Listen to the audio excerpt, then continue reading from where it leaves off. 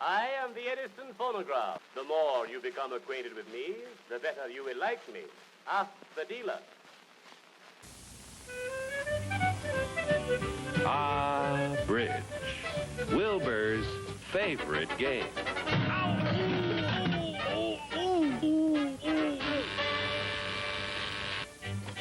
Crosley has the answer.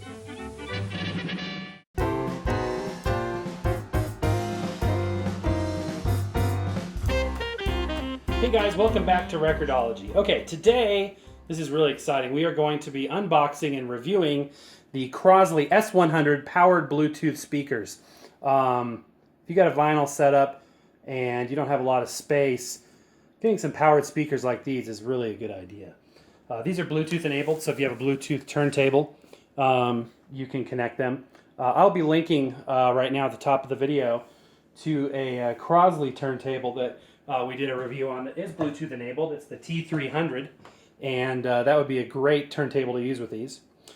So these were specifically designed with the turntable in mind. These were made for vinyl. 30 watts per channel, 4-inch woofer, 1-inch tweeter. Frequency response of 40 hertz to 20,000 hertz, so that'll pretty much cover the gambit. So let's go ahead and open it up here and see what we got. That'll be really cool. They feel very heavy, so that's always a good sign when you're talking about any electronics, especially speakers. There's the owner's manual right there. So we need to reference that. Okay, we got some carton packaging here, which is good stuff. And our speakers. And some anti-static wrap. Oh yeah. Those you heft them up and you definitely feel the quality just in the weight. I'm going to pull both of these guys out and we'll take a better look at them. And some cabling. So we'll get a better look at that in just a second. Okay guys, so here we got the speakers out of the box. We're going to go ahead and pull off the outer wrapping. Oh, look at that guys. Doesn't that look cool? Very cool looking speakers. And they have a shrink wrap on the front to protect the finish and to protect the speaker cone itself during shipping. They look good, feel heavy. These look really good. I think these are going to be excellent.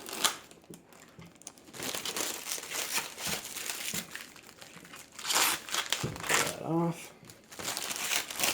And as far as accessories go, we have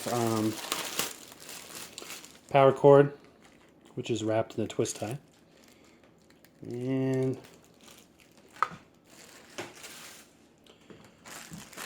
we have, let's see what we got here. We got some speaker wire. Well, that feels like really high quality speaker wire, by the way. Good insulation on there. And we have a mini to RCA stereo. So let's take a look around the actual speakers. This looks like it's the parent speaker, and this is the child speaker. So this is the lead unit, as it were. On the top, you can see it says Bluetooth. There's an indicator light on the front, so it tells you that red means it's in standby mode, green, aux-in mode, and blue is in Bluetooth mode. That makes sense. On the front, we've got a, bring it up here so you can see a little better. We got a power, no, that's a source selector, and it looks like a power button as well. Then a volume up and down. Warning, to avoid damaging the speaker drivers, please don't poke them. So if you need a warning telling you that, then that's a different matter altogether. So there you go. We're going to take a look around back now. Okay. So on the back of the speakers, you see we have the port here for the subwoofer, which is built in. So by the way, these are two-way speakers, meaning that they have a low-end frequency response driver and a high-end frequency response driver. And then this is a port. So basically this just opens up into the speaker cabinet, and there's some insulating material in there to dampen it. But this basically allows that the vibration from the driver moving in and out that creates sound waves in the low frequency area are able to come out the back. And because low frequencies aren't directional, it doesn't matter where that is. So it can be in the back of the unit, and that's the way they do it. Okay, so on this speaker, we have the connectors for the speaker wire and the port. On this speaker, we have the power connection, the speaker wire connectivity, the auxiliary connection, USB connectivity for service, so that would be only to push new firmware and stuff, and it may not even be user accessible. And we have bass and treble control. And the volume control, as we saw, is on the front. So that's the speakers for you. Now let's get into taking a listen to how they sound. All right, guys, I'm going to show you how to connect them next. So this speaker is the main speaker, and this one connects to it. So in order to get the left and right separation, in order to connect the two units, you need to use speaker wire to connect them. So opening the speaker wire, you'll see that there's two halves here, and there's two colors. There's one with the black stripe, and there's one with the no black stripe. Some speaker wire is white and black like this. Some of them are red and black like the connectors. And it doesn't really matter. Just make sure that whichever one is connected to this side here is also connected over there, so you don't cross them. So in order to connect your speaker wire, what you do is you just stick, you can bend the tip of this here, stick it through the hole. So there's a little hole. We got the wire through the hole there, and now we're just going to tighten them. In this case, I'm using the black for the red. It's probably not quite as intuitive as using the black for the black, but again, as long as it matches, it doesn't matter. So we got that connected. The idea here is you want to keep them isolated from each other. You don't want one lead touching the other. So unscrew this and tighten that nut as well. Now we're just going to do the exact same thing on the other side, making sure that we connect it the same way. So I use the black for the red. We need to use the black for the red over here as well. Okay guys, there we go. So now they are connected to each other. Next, we're going to open up this cable here, unwrap it. This is an aux cable. So what you can do is plug this in to the aux input right here. Then you can use these speakers to connect to your phone, any device you want. And again, this has Bluetooth capability in these, but we're going to talk about all the features. So you can also connect straight to your device. Up here, the USB connection, you don't need to worry about that. That's just for servicing. And then now we're going to connect power. So it's got a little figure 8 power connection here. Plug it in there and plug that into an outlet. Now we are good to go. Okay guys, next we are going to pair the turntable with your Bluetooth speakers. Following the instructions in the manual here, we are going to go through the setup procedure.